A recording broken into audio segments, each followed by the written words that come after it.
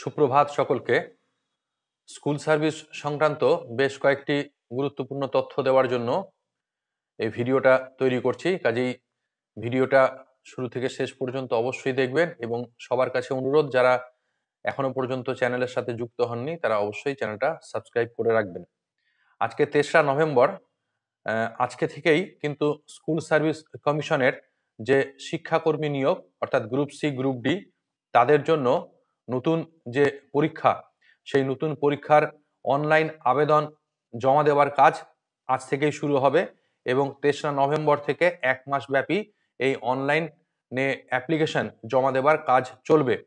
কিন্তু তার আগে অত্যন্ত গুরুত্বপূর্ণ যে খবরটি উঠে এসছে সেটি হলো এই যে আজকেই বিকেলের দিকে কিন্তু গ্রুপ সি এবং গ্রুপ ডি যে সকল শিক্ষাকর্মীর, আপনারা সকলেই জানেন 2016 সালের যে প্যানেলটা সেটা পুরোটাই কিন্তু কোর্টের রায়ে বাতিল হয়ে গেছে।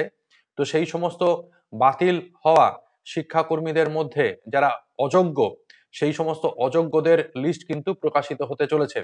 আজকেই বিকেলে 4টের দিকে কমিশন থেকে কিন্তু সেই অযোগ্য শিক্ষাকর্মীদের তালিকা প্রকাশ করা হবে এবং যেটুকুনি জানা যাচ্ছে তাতে এই তালিকায় প্রায় 3500 জন শিক্ষাকর্মী কিন্তু থাকবেন। তাদের রোল নাম্বার, তাদের স্কুলের নাম সহই কিন্তু তালিকা আজকে বিকেল বেলায় প্রকাশ করা হবে এবং তারপর সন্ধ্যা থেকে পোর্টাল খুলে যাবে নতুন করে আবেদনপত্র জমা দেওয়ার জন্য, অনলাইন আবেদন জমা দেওয়ার জন্য। যে গ্রুপ সি এবং গ্রুপ ডির জন্য যে পরীক্ষা অনুষ্ঠিত হতে চলেছে তার জন্য আবেদনপত্র জমা নেওয়ার কাজ সন্ধ্যার পর থেকে কিন্তু শুরু হবে।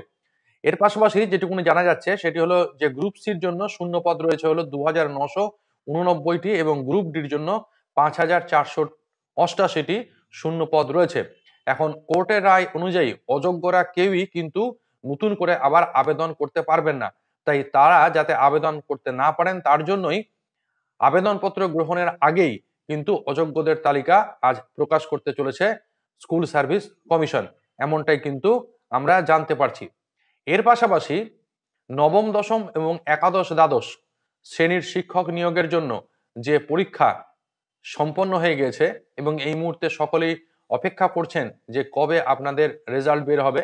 একাদশ, দ্বাদশের রেজাল্ট সংক্রান্ত দিনক্ষণ তো আগেই জানিয়ে দিয়েছি, কমিশন সূত্রেও সেটা জানা গিয়েছে যে আগামী 7ই নভেম্বরের মধ্যেই এবং সম্ভবত 7ই নভেম্বরই কিন্তু সেই ফল প্রকাশিত হতে চলেছে। কিন্তু এখনো পর্যন্ত ফাইনাল যে আনসার কি, সেই ফাইনাল আনসার কি কিন্তু কমিশনের তরফ থেকে এখনো প্রকাশ করা হয়নি। এই ব্যাপারটাও অনেককে ভাবাচ্ছে।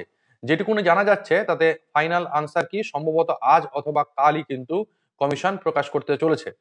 বাকি রইল নবম, দশম এর যে শিক্ষক নিয়োগ, সেই শিক্ষক নিয়োগের জন্য ফলাফল কবে প্রকাশিত হবে বা কবে থেকেই বা তাদের ভেরিফিকেশন ইন্টারভিউ শুরু হবে ইত্যাদি বিষয়গুলি।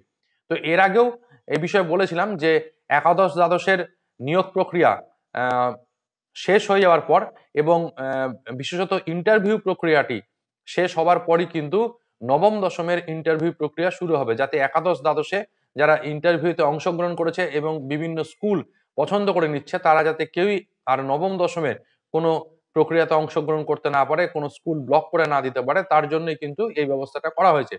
তো নবম, দশমের ফলাফল প্রকাশিত হতে পারে যেটুকুনি শোনা যাচ্ছে নভেম্বরের দ্বিতীয় সপ্তাহ থেকে তৃতীয় সপ্তাহের মধ্যে কিন্তু নবম, দশমের যে ফলাফল সেই ফলাফল প্রকাশিত হবে। কিন্তু তারপরে তাদের ইন্টারভিউ প্রক্রিয়া শুরু হতে হতে কিন্তু নভেম্বরের শেষ বা ডিসেম্বরের প্রথমও হয়ে যেতে পারে, কারণ একাদশ, দ্বাদশের ইন্টারভিউ শেষ হবার উপরেই নির্ভর করছে কবে তাদের ইন্টারভিউ শুরু হবে। তো আপাতত খবর এইটুকুনি দেওয়ার ছিল। ভালো থাকুন সকলে, সুস্থ থাকুন এবং অবশ্যই চ্যানেলের সাথে থাকুন।